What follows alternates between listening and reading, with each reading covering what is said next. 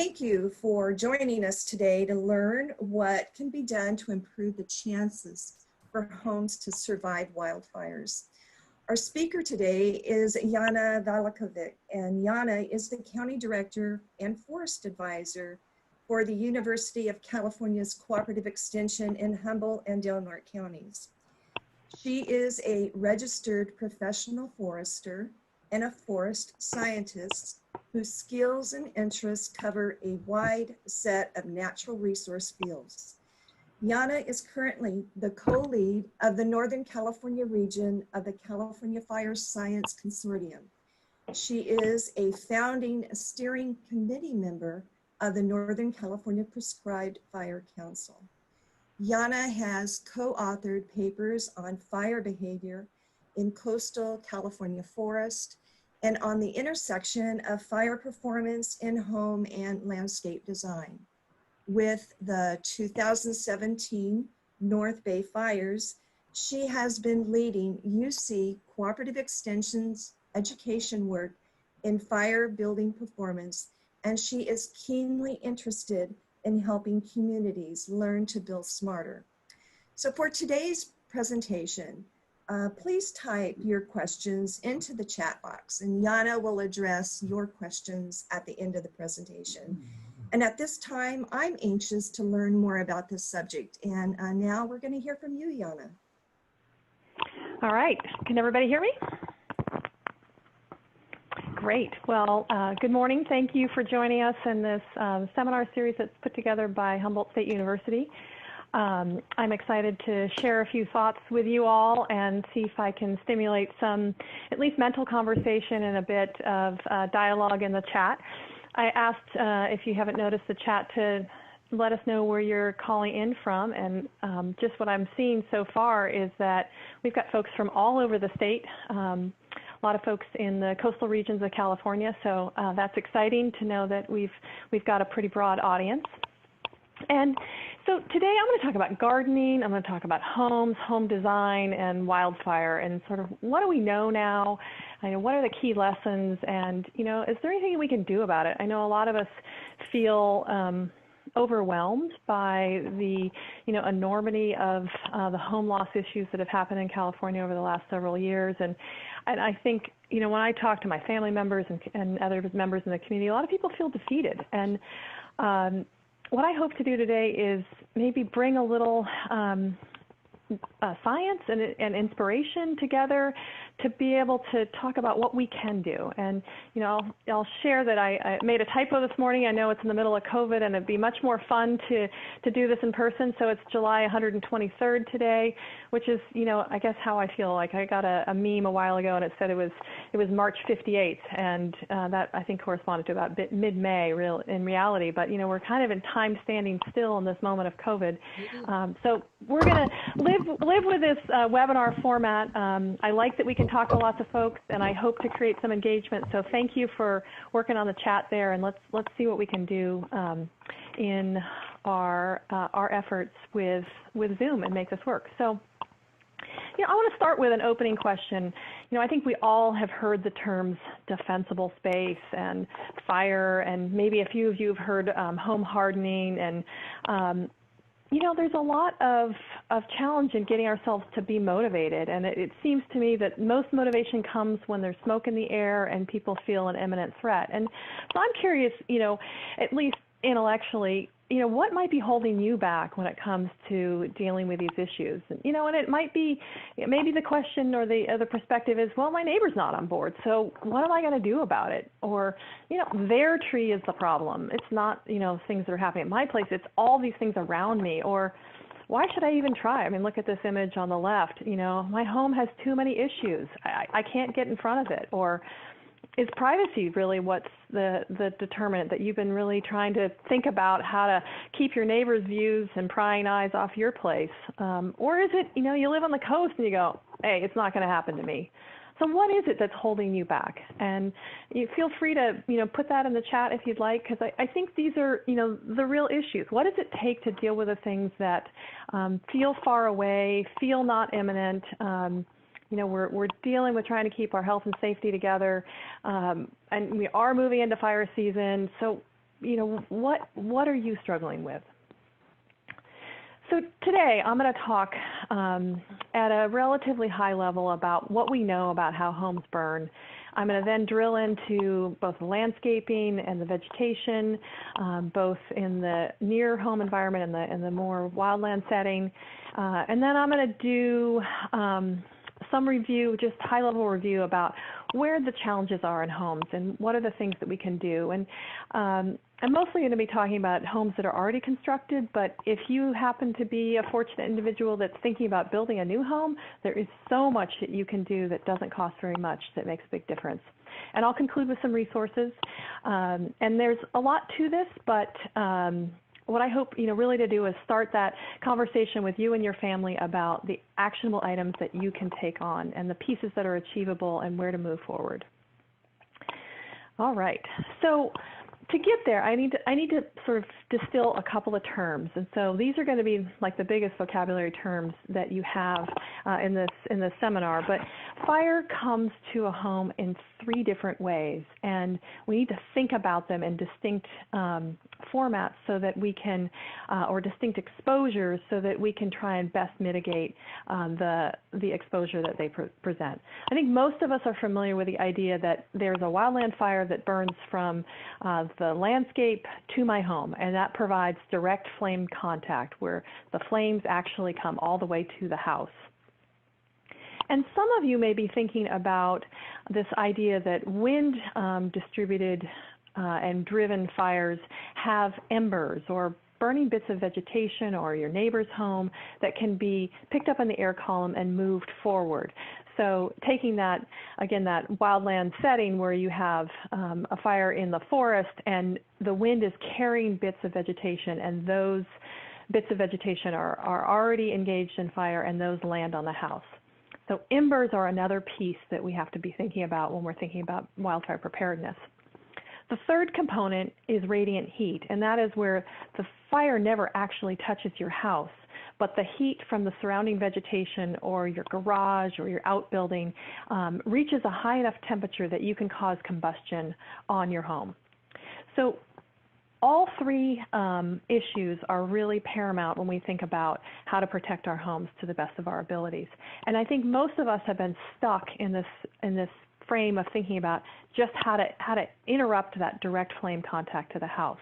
So I'm going to spend time today talking about all 3 types of exposures, but really drill into the ember piece, because that's what has contributed to the majority of home losses, more than 60% in these bigger fires that we've seen where we have lots of homes being lost. So here's an example of what I mean by embers, and this is from the campfire, and you can see that it's almost like a hailstorm of intense exposure of material going all over the place, and in this case it's almost moving horizontally across the parking lot into the next building. These embers are so pervasive in some situations that they can find the littlest weakness, and the place that you think that something's not going to get lodged, the embers are able to get lodged. So reorienting towards the type of exposures that you might see with embers is a bit challenging, but we know some new information about them, and we've got some new building materials and design concepts that can both mitigate existing construction or be better incorporated into new construction. So here's an example. This is from Lake Tahoe from the Angora fire a number of years ago, and this home was burned. But why isn't that the vegetation is perfectly intact? Why is the vegetation perfectly intact? In this case, the embers were able to find a nook and cranny or penetrate one of the vent systems in this house and cause the house to seemingly burn from the inside out. So this is the challenge that we have to incorporate and develop an appropriate response to. Here's another example from Santa Rosa, and you can see that, and this is in Fountain Grove, and you can see that a lot of the vegetation is barely touched in these fires, but yet look at all the homes that are lost in this Fountain Grove community. This is on the east side of town. And then here's one from Southern California, and you would think that this house had all the right defensible space. Yes, there were flames and there was combustion in the vegetation surrounding the broader wildland setting, but with all of that lawn and cement and even walls in some way, how was it that this house was lost? And that is difficult to answer in a post-evaluation, but we've got some pretty good information to be able to understand how those losses are occurring. So now I'm going to drill into defensible space and landscaping and bring forward kind of the way that we've typically been talking about this. And California has a defensible space code, and you've all seen it, lean and green, the idea that it goes to the property line and that, you're trying to mitigate the path of fire that might be coming this direction towards the house. So there are two zones, 0 to 30, and then there's a 30 to 100 foot additional fuel reduction zone. So let's think about this for a second, and what does that set us up for? So this is California law, and I'll just say, there's a lot to this, but the idea is, you need to think about where your home is placed and the spacing between trees and shrubs and the vegetation in general will increase a bit when we start talking about steeper slopes or taller vegetation or particularly fire-prone ecosystems. I'm not going to go into this in great detail, but this is where we've been at with our typical defensible space education.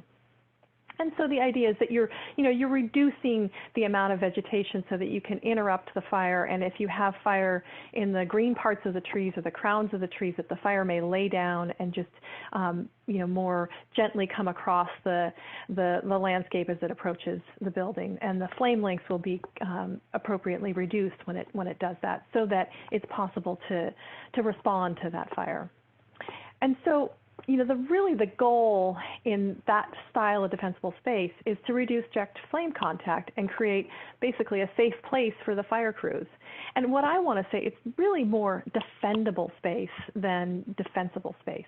The idea that you can safely put, a fire truck, a fire engine, and a set of crew to be able to defend your home is really the strategy that we think about when it comes to the type of defensible space education we've done. So the fire comes out of the forest and the crowns of the trees, the green part of the trees, and comes down to the ground, and the flame lengths are reduced, and it's possible to do direct attack.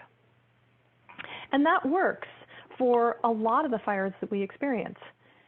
But when I first laid out, we have to be prepared for direct flame contact. We also need to be prepared for those embers, and we also need to be prepared for the radiant heat exposure. So in that model, does that cover all of what we need to do? And I'm going to argue that it doesn't, because ember defense requires both landscaping modifications and home hardening, and embers can easily overwhelm that typical defensible space strategy that we take on. And they can pass over that, just like they can pass over the 8-lane freeway in Santa Rosa and move from one side of the freeway to the other. Embers are very successful at moving, even up to a mile or more. And depending on what they find, both on the house or near the house, they can create new fires both on or near the house that will create direct flame contact to the house, or penetrate the house, or even create an exposure through radiant heat because they connect in a close outbuilding on fire. So thinking about embers requires that we change how we think about defensible space. So this is an image from our Master Gardener collection within the University of California, and it's one of our example photos of what we thought 15 years ago was really good defensible space. So, at first cut, look at this. We've got mowed grass, we've got trees that are limbed up, the canopies don't connect, we've got a nice green lawn surrounding the house. Everything looks great, right? Well, maybe, maybe not. Look at this combustible vegetation that is next to the house. And embers are very likely to pass over this nice typical fuel break and be able to create exposures right next to the house, leading to these spot fires, leading to then something larger. So what I'm arguing here is that the way we've done things in the past may not be how we want to think about going forward. So how do we balance all of our aesthetic interests, our privacy interests, You know, how do we think about this? So what you're going to see, at least in our shop within the University of California, is a reorientation towards working from the house outwards. So the problem is not one of my neighbors, it's not one of the wildland as much as it is about what can we do right next to the house. Once we've accomplished that, then how do we push out into the farther territory around the house or to the property line. So we're talking now about a 3-zone system, more than we have in California before. The names are going to change a little bit. We're working on some code changes that will lead to some of this, but the new concept is that in the zone right next to the house, out 5 feet, is some of the most important area that is going to contribute to the survival of your house. So what can we do in that place? And then we'll continue with the fuel modifications and the lean and green zone and the modified fuel zones as we have, but we need to incorporate in this idea about what we can do right next to the house and how that's going to prepare us to be able to defend against the house against embers. So here's an example from Marin County. They've done a nice new graphic illustration of this multi-zone concept, and you'll see that it includes any attachments. So the attached stairs, the attached deck. So this zone is the entire perimeter around the house. And then there's the typical 0 to 30-foot zone, and then 30 to 100-foot zone.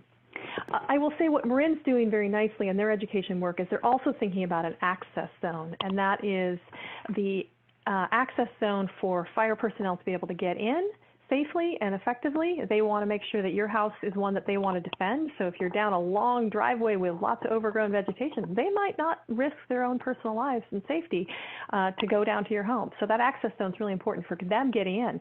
But even more importantly, it's for you and your family to be able to get out.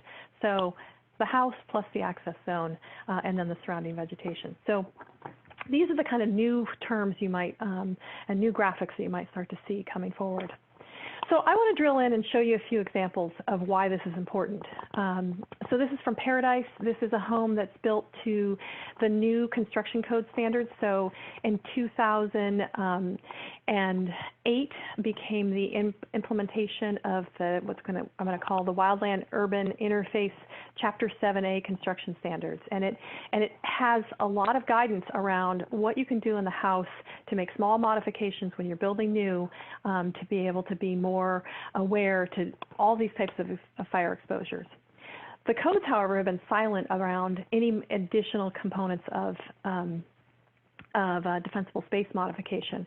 And so this home is a survivor. It's in a community where many homes did not survive, but it was built to the new construction standards, and it performed relatively well given the type of fire exposures. And what you can see, though, is that there's a lot of use of cement around this house. Makes it easy to get in and out. There's a nice green lawn, but there were a lot of combustible mulches used and a lot of combustible vegetation that was placed right next to the house. And so what happened, and here's some embers, which I can show in my hand here that I found that it extinguished in the green lawn. The embers were being thrown at the house. It ignited the combustible mulch. It ignited this woody vegetation that had been planted. And every one of these windows has a crack in them. The first pane failed. The good news was that the whole window didn't fall apart and the second pane wasn't penetrated, so fire didn't enter the house, but there was a lot more exposure than I think I would like. And here's an illustration just looking at the cushion that was left in the back of the house. You can see all the burn marks, so you can get a sense that there was a massive amount of embers thrown at this house. So a little modification would have meant that none of these windows would have needed to be replaced, and this house probably would have done a lot better. And that would be to have incorporated less combustible materials around this house and incorporating what we're going to call Zone 0. Here's another example. This is in Redding with a car fire, and you can see, again, house built to relatively new standards, but combustible mulches and I don't know if this is boxwood or what plant species it is, but embers were able to pass over the street, pass over the green lawn, and then they ignited the combustible mulches that were right next to this house. Again, we had broken windows, broken first panes. We don't know if there was firefighter response that eventually saved this home. I did see some of that in the surrounding neighborhoods around this house, and they luckily were able to retain the home. But a couple little modifications would have made a difference for them in having to do less repair coming forward. So here you can see in the lower left this crack in that first pane of the window. So what is it that, as we think about this, that really drives our California aesthetic? Why do we overplant around our houses? What is it that gives us the idea that that's what's beautiful or important? And this is a question for all of you. If we were in a classroom or in a some kind of room where we could be together, I think we'd talk this through. And I think some of it is the sort of the Frank Lloyd Wright style construction, the prairie construction, and this idea that the house needs to be anchored so it doesn't look like it's floating, or maybe it's that we don't want to see the foundation, or maybe we just want to make sure it looks lived in and not just freshly plopped on the ground. We need color, we need beauty. But is there some way that we can achieve those things without putting vegetation right next to the house? And I'm going to argue that I think you can. It takes a little creativity, but there's a lot we can do, and that will help for fire performance, but also help the performance of the siding. It will make it easier for maintenance, and it will do a lot for us. So I got sucked into watching Downton Abbey. I don't know if any of you did or not, but here we have, a very beautiful home and not a speck of vegetation around this house. So where's the landscaping? Does that house need it? Why is it that we feel we have to do it? I don't know. Questions to think about. So when I'm talking about zone zero, what does that mean? And the idea is that we're really trying to reduce the chance of flame contact both to the vegetation near the house and to create a place where we don't have ember ignition. The challenge is, and this is two sides of one home, is that we have to think about implementing it on all sides of the house, not just in the back or not just in the front, because we can't predict which direction we're going to have exposure from either embers or direct flame contact. So that means that we're going to be, thinking about new ways to incorporate, a reduced fuel environment. So maybe that's rock mulches, maybe it's hardscape, maybe it's mowed green lawn. And what I'm going to tell you, it's really about right plant, right place. And that's not going to focus as much on plant lists, but more focus on placement and the maintenance of those plants through time. So hardscape can take many forms. It can be artistic, it can be functional, it can be, in lots of different arenas, and I've seen a lot of creative ideas here. But, the idea is that we're really separating the vegetation from the house. So we know that mulch is important to retain moisture. We know it's important to affect weed growth. We know it provides nutrients. We know it does lots of things. But we also know that pretty much every type of mulch will burn and to some degree. Here's some illustration in the Tubbs fire where you can see that this is almost more of a composted mulch, and it did burn. So when we're getting close to the house, then we're going to be thinking more about using rock mulch or some other form of non-combustible material to provide those services. Now, I know there's a lot of interest in fire-resistant plants, and we all want to buy something that's marketed towards us to meet our needs. And I just want to share with you all that all plants can burn regardless of how they're marketed. It just really depends on how they're maintained. Do they have a proper level of irrigation? Do they get pruned? Do they have, cleanup activities that happen over time?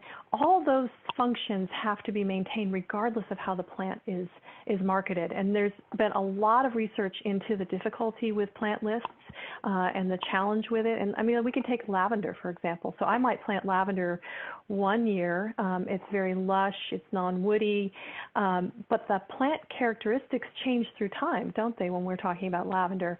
Because it gets woody over time. I might not be good at watering it. I might not be good at pruning it. I might not be good at, annual fall cleanup. And before I know it, I've got a pretty dry, dead plant that has a few flowers and a few bits of green, and it went from being lush and non-woody to suddenly quite susceptible to fire. So when we're thinking about plant lists, and our recommendations are really to focus more on the plant attributes and then where it's going to be planted so that you can maintain it to the best of your abilities. Now, I know a lot of folks are interested in native and drought-tolerant individuals, and they're great for those reasons, but they don't necessarily lend themselves to be any more fire-resistant than any other. So if you're interested in this, there's a reference down here on the bottom. You're welcome to contact me, and I can give you some more information about those reasons why we're not going to put much focus on fire-resistant plants or the marketing of those terms. So what does this mean to change? What does that look like? So coming back to that house in Reading, what I would say to the owner of this house is, why don't we put some hardscaping around the perimeter of the house? Might be a nice place for a lawn chair. And then if you want to be able to have that visual separation, that your landscaping that has some height to it is then in a secondary perimeter around that hardscaping. So we've created separation from the house, but we've maybe given some height so that you can anchor the home visually as you drive up, maybe conceal the foundation a bit. So, it's kind of flip-flopping what we've been doing. We often put the landscaping next to the house and then put the walkway on the outside of it. Well, if we can put the walkway closer to the house and landscaping on the outside, we've made a huge advancement when it comes to fire and fire performance. I know there's lots of questions coming in, and we'll do our best to pick them up at the end. I'm planning for about 15 minutes of questions, so thank you, and keep putting those in. So really what we're talking about is creating islands of vegetation. We're talking about thinning and pruning taller vegetation. Maybe we're talking about using mounds to create some of that height and some of the visual cover. We're not talking about no vegetation. We're talking about being smart about where we place it, creating some separation for our homes, and then figuring out how to create discontinuity between islands of vegetation so that if you do get fire approaching or you do get a new spot fire, that it just doesn't wick from one plant to the next into the canopy and then onto the house and create that pathway for bringing fire to the house. We're talking about breaking that process up, keeping true plants where we need them. We can still have shade, we can still have all those attributes, but being a little smarter about how we do that. So let's talk about the vulnerabilities in the house, because the two pieces are very complementary to each other, and there are things that we can do that can accentuate the vulnerabilities in the house by our landscaping, and then there are some other things that we can think about here. I'm mostly going to, in this frame, talk about direct flame contact and ember exposure.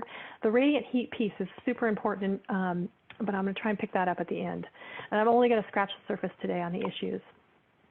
Now, the information I'm going to share with you comes through two forms. One is through post-evaluations of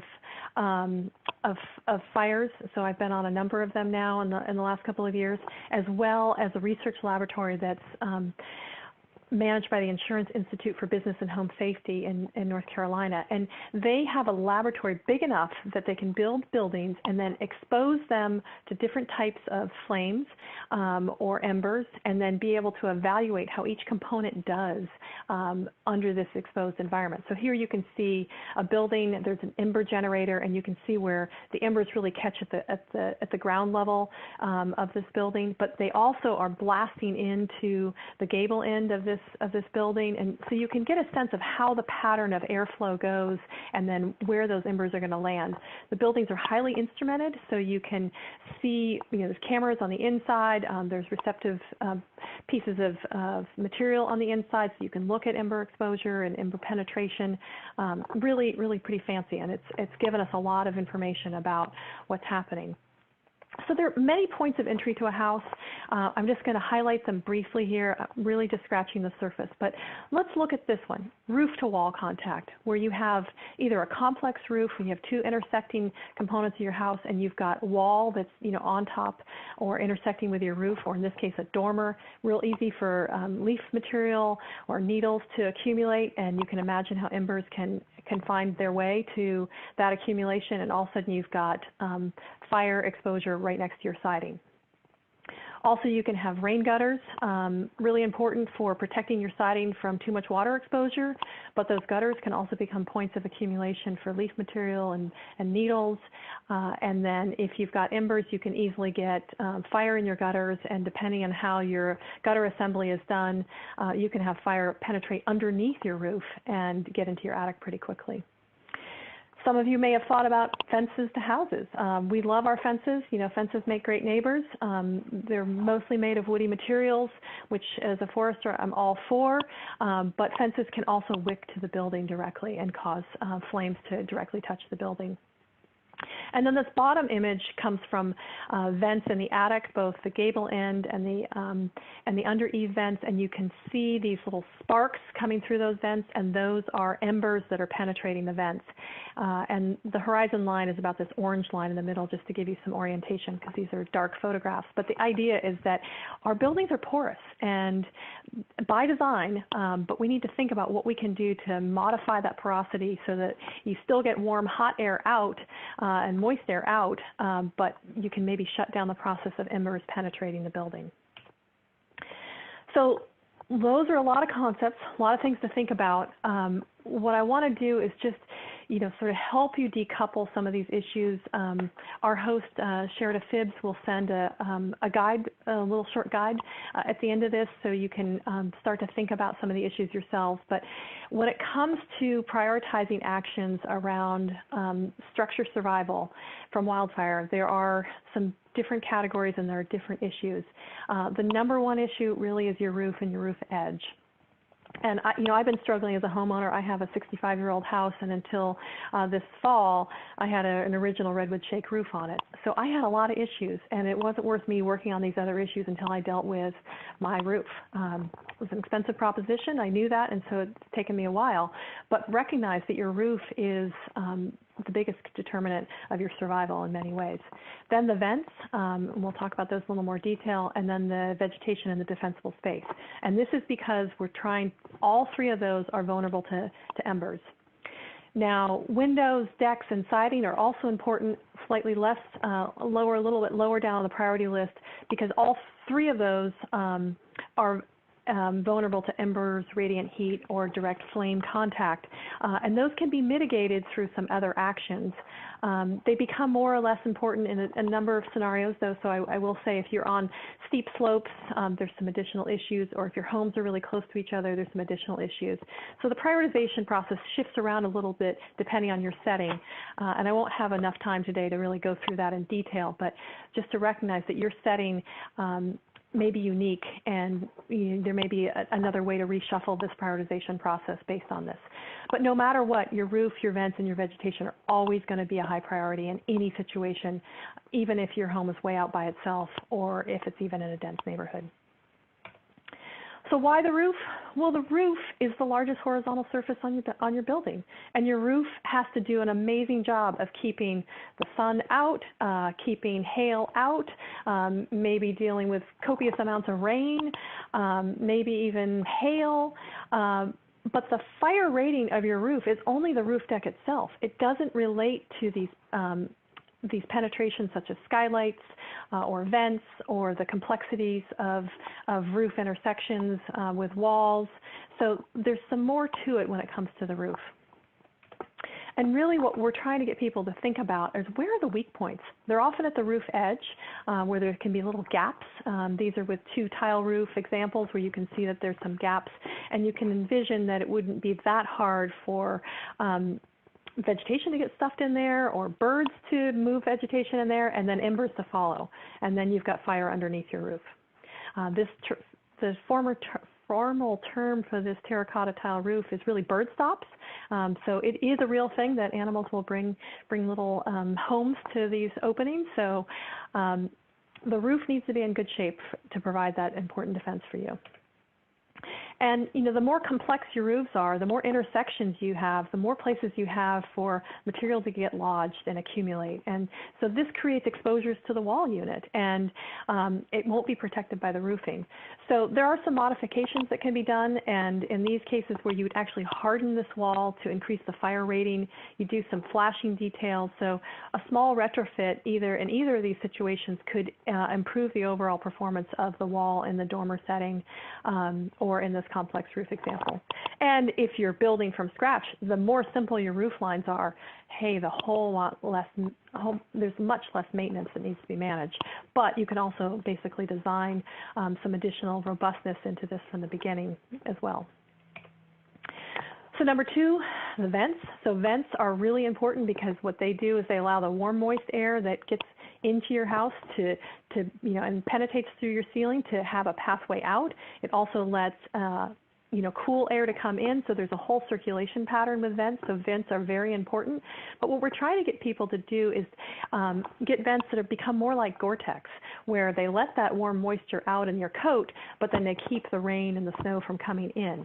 And so the neat part is that there's been some new vent designs and some new modifications that can be retrofitted in or designed in from scratch. So, I showed you this image earlier, and so what we're trying to create is a way to protect the inside of the house from penetration by these embers through these vents. So the majority of our homes are built with 1/4-inch mesh, which is pretty porous, which is good because it's easy to fill 1/4-inch mesh with paint. So if you're spraying your house, you can clog up something that's a little tighter. So we need to be careful about not clogging up a tighter screen mesh. But if you manage to remove the vegetation and things that can ignite right next to the house and right next to the vents, a real simple solution is to upgrade to 1/8-inch mesh screening. And that can be done over the top of the existing 1/4-inch mesh screening. So a combination. Very low cost retrofit, assuming that you are not going to have flame penetration of those vents. If that's not possible, or there are more complexities, there are these new design vents that basically will both resist embers as well as resist flame penetration. So the one on the top here has a honeycomb mesh that when it's heated, it actually melts and seals up. The one in the middle here, this baffle design, it's sort of a tortuous path, and so the embers will bounce around, but they don't penetrate all the way through. Let's see, there's steel wool mesh that's in these through roof vents. So there's some new designs. This vent costs about $25. It's a foundation vent, so depending on how big your structure is, you can use that to kind of estimate what it would cost to do a vent upgrade. This gable end vent, both of these are in the like 120 range. So small cabin, probably not a big not a huge financial investment. Larger, more complex house, the costs increase, and it really, what I'm going to recommend is it depends on how much you can control and how much risk you can manage. So if you're building new, this is the kind of vents you'll be required to install if you're in a wildland urban interface zone, not in a municipal city setting, but there are some opportunities. Decks. I'm a lover of redwood. I'm a lover of decks. I like to be outside. Many of us have decks. They are vulnerable both to direct flame contact as well as embers, depending on what's on them. So if you're in a position where you're going to be upgrading a deck, I just want to put a message out that there's some new guidance around how to build decks that will be of benefit to you. And it's really about items like putting a non-combustible deck board adjacent to the siding, and then using a foil-faced metal tape on the deck joists, and increasing the gaps between boards to 1/4 inch, and then building in 24 inches on center. A little harder to retrofit those things in, but if it's time to upgrade your deck, then there's some items that you can be thinking about in terms of new construction. The number one issue with decks, though, is to remove the combustible materials from underneath the deck. I know it's very tempting. All of us want to store materials underneath our decks, out of sight, out of mind, or a little bit of protection from the elements. But if that catches on fire, catches your deck on fire, it's pretty hard to protect your home in that setting. So, fence to house, here's an example from Coffee Park. You can see how the fence was able to bring fire to the house on the right. So what do you do about that? Well, still build with wood and build a wooden fence, but as it comes to the attachment point, change that to metal so that if the fence catches on fire, it won't wick it directly to the house. So small modification might make a big difference depending on your setting. So that's just some high-level, ideas. Hopefully I've scratched some of your thinking process around the types of exposures, and then there's a lot more to how to mitigate those. But as you think about risk, there are things that you can do. So radiant heat, and I just want to say I'm not going to spend a lot of time on this, is really difficult if your homes are close to each other. And so your neighbor's condition can have a huge determinant on your own survival. And so when you live in tight neighborhoods, there definitely is a need for people to work together. There are some ways to increase the wall resistance to heat from that radiant heat component. And there's ways to upgrade windows to tempered glass. There's also deployable metal shutters that you can use to close if you're in an evacuation time. So there are things you can do when you're in these tight neighborhood settings. But the best thing to start with is figuring out how to work together. So as I conclude, and I want to make sure because I can see there's a lot of questions here, let me just bring it back home. So, the question is, what are we waiting for? Why is it that we haven't done the actions that we know are important? For me, it was, hey, I had to refinance my house to replace my roof, and I get it. Some of this stuff is very expensive. Some of it isn't. I think part of it is, though, related to this idea that we have a fighting force, for example. Why is it that we have a force that's specifically designed to protect us with a term that we know they can't do in all times, right? We don't fight earthquakes, and we don't fight tornadoes, and we don't fight hurricanes. What do we do in those settings? Well, we adapt and we build smarter, right? So when it comes to fire, I feel like we've kind of been stuck in this mode that there's always going to be someone in uniform or someone volunteering in uniform who's going to come and risk their lives to help us. And so maybe there are things that we can do to help them help us. And so how do we shift that mentality to think about what's within our responsibility line that we can have control over? And I don't know what that answer is for you, but these are the kinds of things that I'm working on. And I'm really trying to reorient my perspective to recognize that these embers are the issue that I really need to prioritize and I haven't been paying attention to. I know that the new construction codes are helping, and I know they're out there, and I know we need to figure out how do we as a society incentivize upgrades to existing homes. And it's kind of similar to the stuff that we're talking about when it comes to COVID-19 and herd immunity and what percentage of the population needs to be taken care of. Well, what percentage of the population of homes in your neighborhood need to be taken care of? Can we buffer someone who can't handle it? How do we protect our most vulnerable? How do we protect those that are low income and are elderly, and these are complicated things? I think we're fundamentally going to have to work together. It's taken 150 years to build the homes that we have in California. We're not going to change overnight, but I'm hopeful that we can really pivot to resiliency, because wildfire is not going away in less than 150 years. And I'm confident we can do that when we figure out how to, adapt and be a little smarter about what we do. You're going to see through time that there's going to be some new changes, and the Defensible Space Code is likely to change to really incorporate this 5-foot zone, whether we call it Zone 0, the Ember Defense Zone, the non-combustible zone. We can take it on voluntarily, or, code and regulation will change and encourage us to do that in a more regulatory framework. So things to start to pay attention to. And as I conclude, I think it's possible to have beauty, safety, privacy, and, and resistance to drought and all of those things. And it's, it's about the right plant in the right place. And then when it comes to the home, the design, maintenance and construction is really more important than any particular fire-resistant building product. It's about all the little details, and poor installation or a lack of maintenance can fundamentally overwhelm any building product, no matter how it's rated. So thinking in a systems viewpoint, thinking about the type of exposures you're likely to have and preparing for those requires, this kind of integrated strategy and complementary strategy between the landscaping and the home and the landscaping conversely.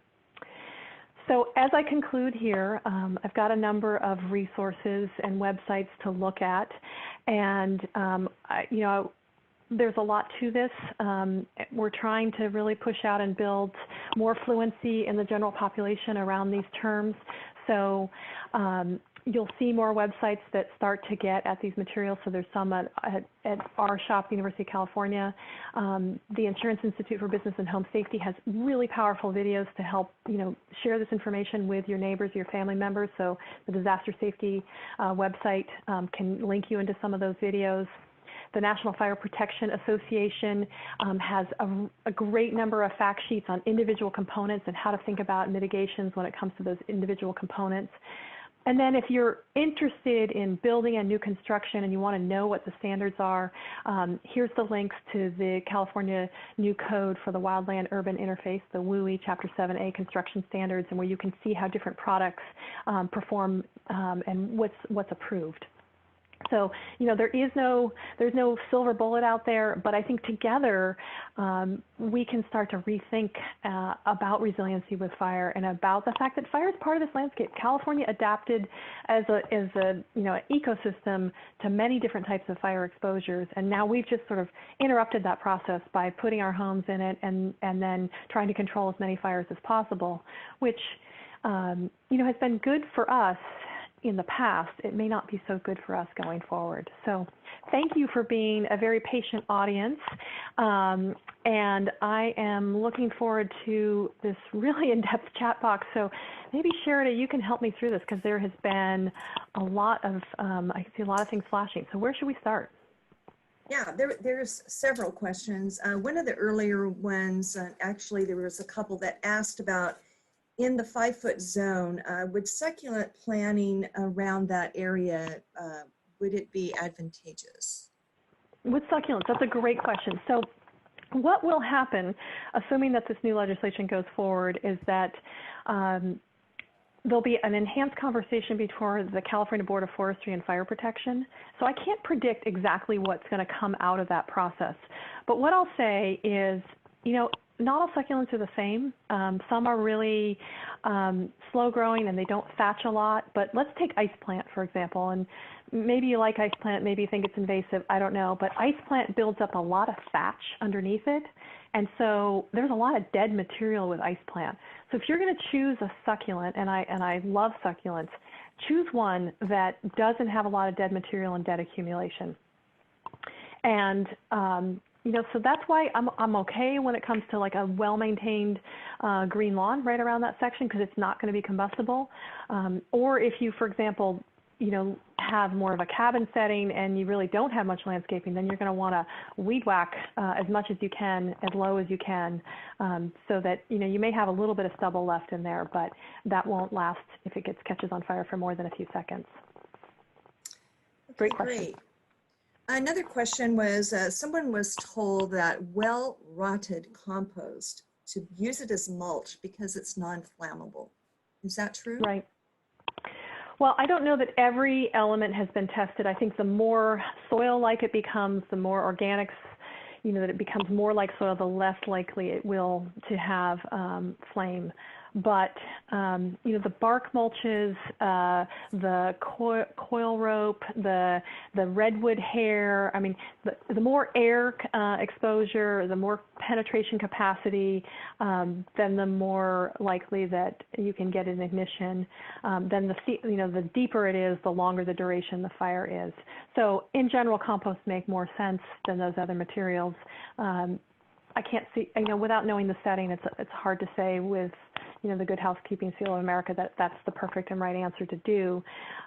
So it's going to be an it depends answer. It's certainly better than nothing. If you're in a very fire-prone area, I would be moving to the more extreme tactics where you're using rock mulch or, doing some, really trying to put your hardscaping right next to your house.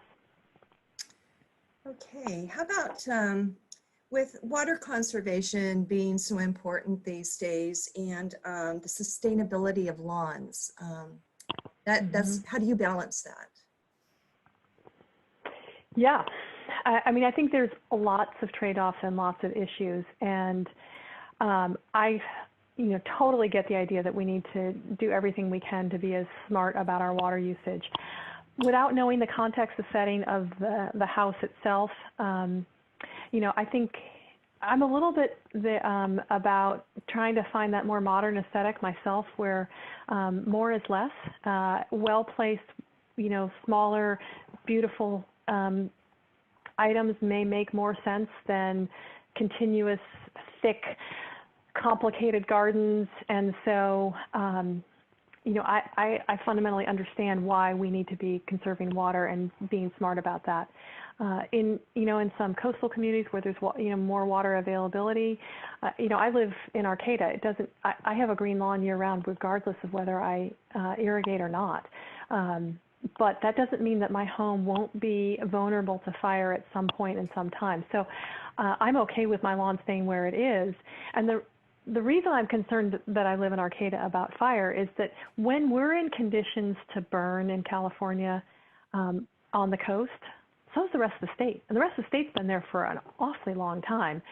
We may have a fewer number of days on the coast that are in those conditions.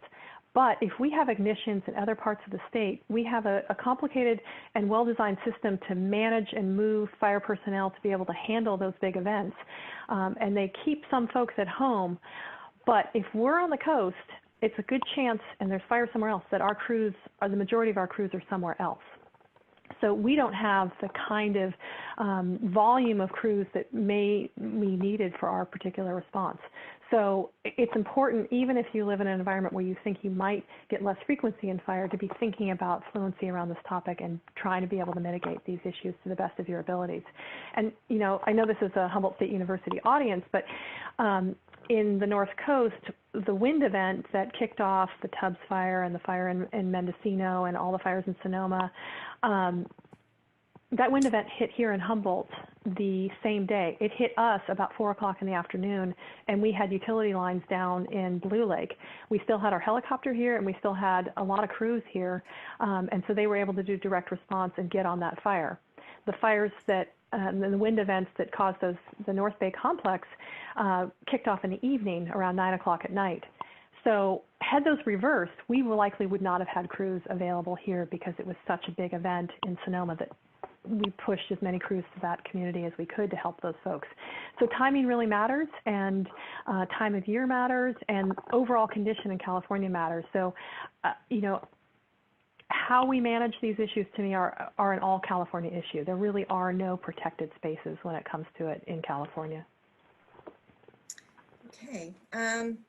Another question when it comes to water conservation, a lot of us has been putting in California natives, and as we all know, they have a tendency sometimes to be a little more flammable. So what is your thought on California native plants? I love California native plants. For me, as long as you're implementing Zone 0, use native plants, and as long as you can try, if fire is the thing that you're worried about, and I'm trying to suggest why you should be worried about it, as long as you can try and, create discontinuity between your garden beds and your planting beds so that, one is not going to move to the next, the fire is not going to move from one garden bed to the next, or not going to move into the crowns and the canopies of the trees. Use natives, absolutely. And I mean, they're great for pollinators. They're great for all these other reasons. Less invasive, yeah. But just don't assume that a native is more fire resilient or more fire resistant. Okay. Next question. Someone's asking about a layman's version of the building codes. Do you know if one exists that's easy to read? I'm right with you. That California Chapter 7A is a bear to get through, and I try to avoid it at all costs, I'll be honest.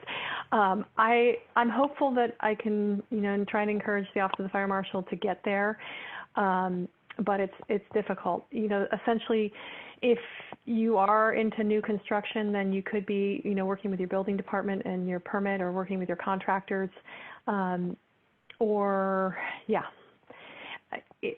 it's a bear. And the other thing to say about our construction codes is they do change through time, and so as new information comes in, they do change through time. So if you're thinking about it now but might not get to it till 5 years from now, there could be some modifications to the standards at that point.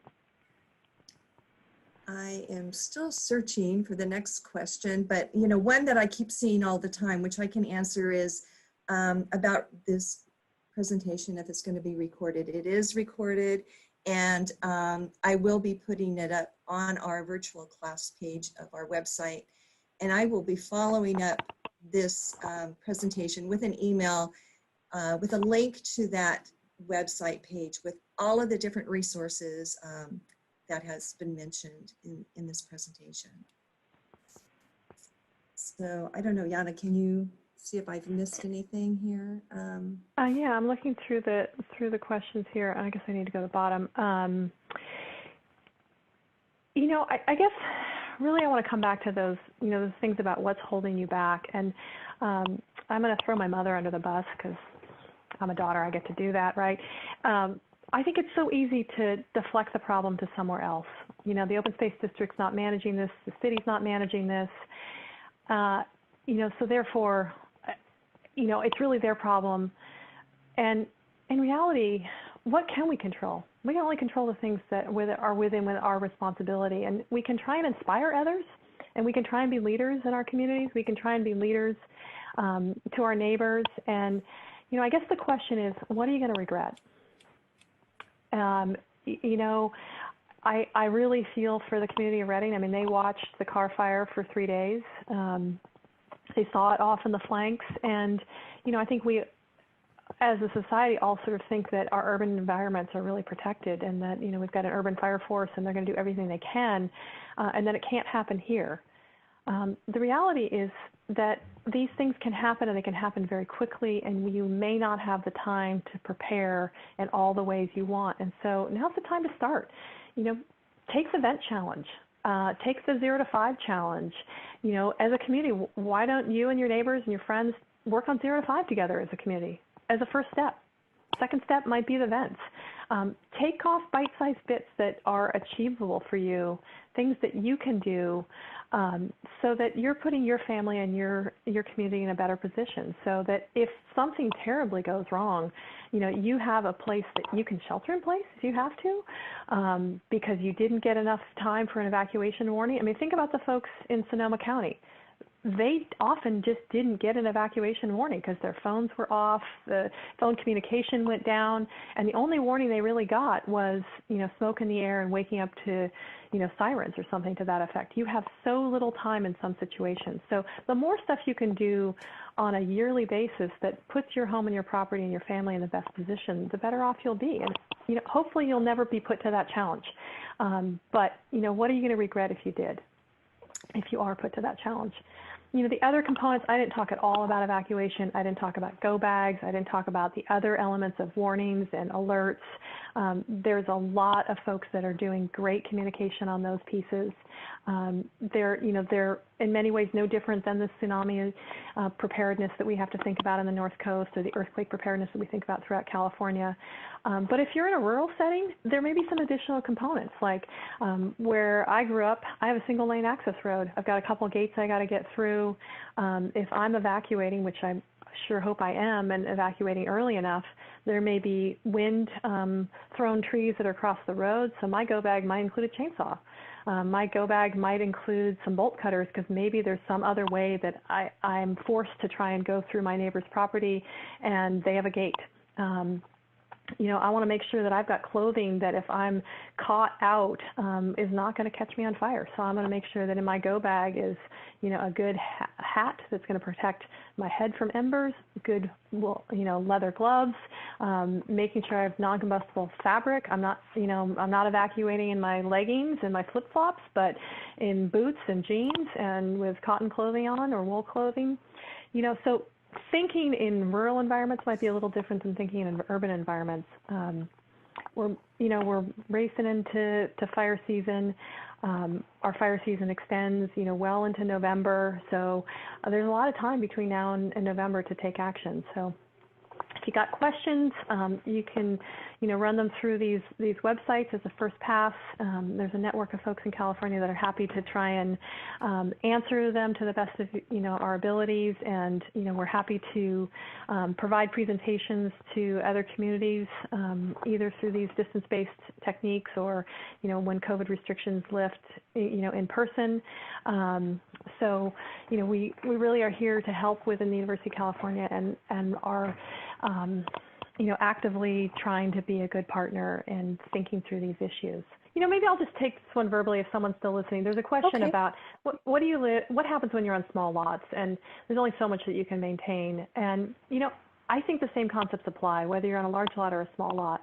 And, I get that on a smaller lot you have fewer options, but there are things that you can do both to harden the home to that radiant heat exposures, as well as sort of manage those issues associated with ember exposure. So, it's not, I'm not suggesting that you need to have, no vegetation, but maybe it's a little bit smarter choices, keeping that vegetation away from windows, from underneath the vents. Those kinds of things are important. I've got another question here about wisteria and whether wisteria would be resilient because they've got an arbor. Well, and I would say probably not, and depends on what the arbor is made out of. The arbor may be, also made of a combustible material. So again, in that setting, both of those would probably create some risk and exposure. This is such great information to take back and to study and to learn more about. I want to thank everybody for joining us today. I will be sending out an email, as I mentioned, that will have the link to the page of our website where you will find the recording of this video, as well as all of the resources that are mentioned in this presentation. And with that, thank you, Yana. Thank you, Victoria and HSU, for allowing us during these last 5-6 weeks to be a part of your presentations. We have thoroughly enjoyed it. Thank you, everyone, and to your health and safety.